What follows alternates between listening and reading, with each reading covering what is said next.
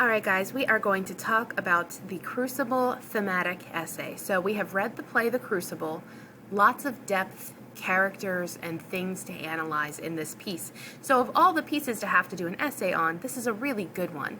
Better than, a short story or something that would be more difficult. So let's take a look at what the expectations are and what you'll be doing. So you're going to be using quotes and anecdotal evidence from The Crucible to support your ideas. Now, if you come up with an idea but you can't find any support for it, it's probably not that strong of an idea. And if you're going to argue your point, you're going to want to make sure that you have valuable backup for you. So if it's something that you can't really find stuff for, then probably move on to something better. You're first going to come up with a thesis statement on the essay organizer, and you're going to be given a list of topics to choose from, but you could also bring your own. So it's not a forced, you must pick something from this list, but I know a lot of people prefer a little bit of guidance, so I try to find the balance between choice and not leaving you like floundering and not knowing what to do. So for those who are more like, I have an idea and I definitely want to run with it, great. For those who are like, I have no idea what I'm doing, great, here's this. So that was kind of the point of giving choices. So you're going to come up with a thesis statement first that has 3 parameters. Those parameters will become body paragraphs. And you're going to prove your point. And it does need to be approved by me before you can move forward. So I don't want anybody to move forward with an essay that is founded on like bad thesis statement, because really your thesis statement is your foundation. So you're not going to build a house on a poor foundation and expect it to last forever. That's kind of the same idea here. You're going to be doing a pre-write outline. I'm going to provide that for you, and that's going to be mandatory. Over the year, chances are pre-writing will change and become a little bit more student chosen, but for the first essay of the year, especially after having been remote last year, I want to start with some pretty heavy structure so that we can move forward positively. So this is a formal essay, and so there's formality to that. It has to be 12-point Times New Roman font and double-spaced. If you're using Google Docs, which I totally recommend because it saves your work as you go, but keep in mind, its initial set is 11-point font and Calibri. That's what it's set to. I don't know why, but it needs to be changed, so make sure that you do that. It should have a header on the left side, double-spaced, name, date, class, period, but don't use the header-footer function because I don't want it appearing on every other page. So just put it right on the first page, first line, but don't use the header footer. The title should be original. Don't call it Crucible essay. Don't call it an essay ever. Never refer to your essay as an essay. That's the worst. It needs to be 5 significant paragraphs in length and must contain 2 pieces of quotes or anecdotal evidence, so 2 types of evidence, to support what you're trying to say. And it does need to be properly cited. I'll provide some resources on that to remind you of how we do that for MLA. But you need 2 pieces of textual evidence per parameter in order to support your argument. You're going to have a works cited page. Chances are the only thing you're going to be citing is the play. So it'll be a works cited play, a works cited page. But we have to have one. When you're referring to a piece of literature, you have to cite your source, period. So we'll work on making sure you guys are good with that. It's got to have 3 parameters that serve as those body paragraphs, but I do recommend that you develop the body paragraphs first and then go back and do the intro and conclusion. It's like trying to get to know a friend or introduce somebody, but you don't know who it is. How do you introduce them properly? You have to know who it is first. So develop those body paragraphs, develop that meat. And you're going to be assessed on a rubric that I'll show you.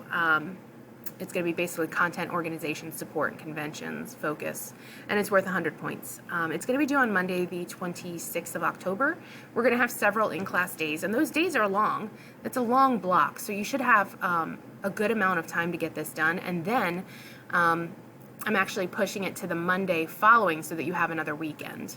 So I'll be available for the students in here. I'll be available for Zoom for my remote kids, for everybody who's in person but has to be home on certain days. You should at some point be able to talk to me in person. And Flex Kiddos, I'm here for you via Zoom. Those writing norms that we went over at the beginning of the year are going to be very helpful, so make sure you go back to those. They're on my YouTube page, and they were through an ed puzzle. You're going to want to keep track of the quotes that you're using and keep track of their page number. Even with these being PDF scans, you should be able to find page numbers. But if you do need assistance with that, please reach out. I'm happy to help. The intro and conclusion, like I said, written after. Intro should kind of start general and funnel down to specific, and a conclusion should do the opposite. But, and this is a huge but, conclusion paragraph should not be a rehashing of the intro. I have a lot of kids just basically say the same exact thing they said in the intro, and I don't understand the point of that. Like, I don't need to reread the intro. I need something new. This is where I need you to kind of blend these together, because you have to keep them in their own paragraphs, each parameter. Now you can talk about them together. Talk about the literature as a whole. How is it impactful?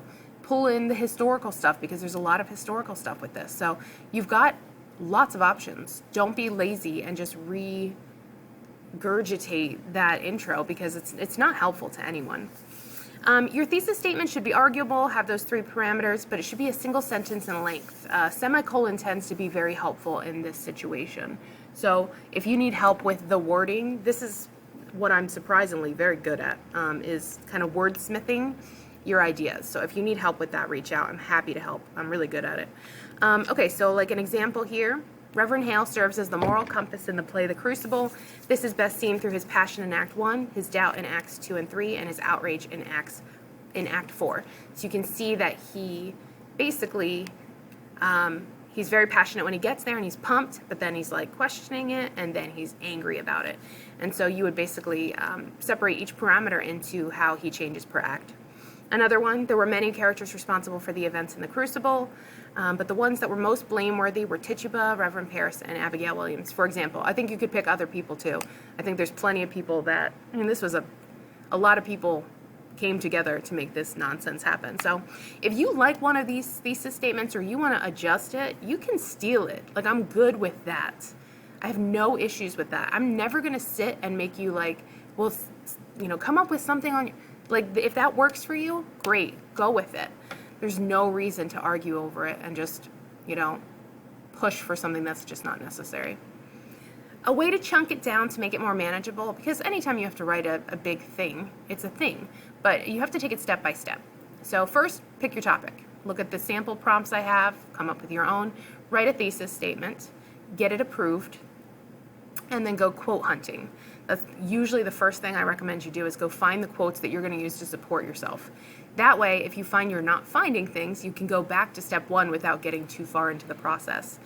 And then make sure you're writing down those page numbers. Then you can do your topic sentences and focus sentences per parameter, but you shouldn't have any forward-reaching transitions where you say, yes, Tituba was responsible because of her witchcraft, but she was also responsible because of her, you know, confession. Don't explain what you're going to talk about in the next paragraph. Close each paragraph. Treat it like it's its own bubble, and you keep separate bubbles until the conclusion. You're going to then get into the arguing, crafting the body paragraphs, analyze, explicate, drag it out in your explanation, making sure you're as explicit as possible. You're going to write your intro paragraph. You're going to make sure it ends with the thesis statement. You're going to write your conclusion, and that should start the restated thesis statement. Don't put your thesis statement last in the conclusion. I see that a lot too, and I don't know why.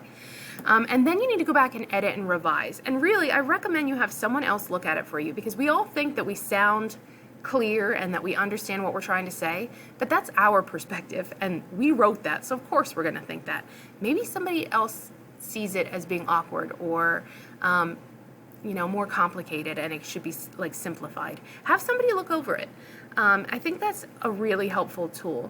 And try to go back and look at your vocabulary. Are you using vocabulary that is for juniors in high school, essentially? And if not, try to beef it up. We don't really think in an academic vocabulary all the time when we're brainstorming and writing. It's important that you go back and kind of find ways to improve your writing. I know a lot of kids, when they're done the first draft, they just want to be done. But the best thing to do is to go back. When you embed a quote, it should not have a sentence where you start with a quote and a sentence that's only a quote. That's terrible. So what we want to do is something like what I have here. Rebecca Nurse said with concern, comma. So that's my embedding. That's not in the play. I say that. And then I say, I hope you are not decided to go in search of loose spirits, Mr. Paris. I've heard promise of that outside. Quotation mark.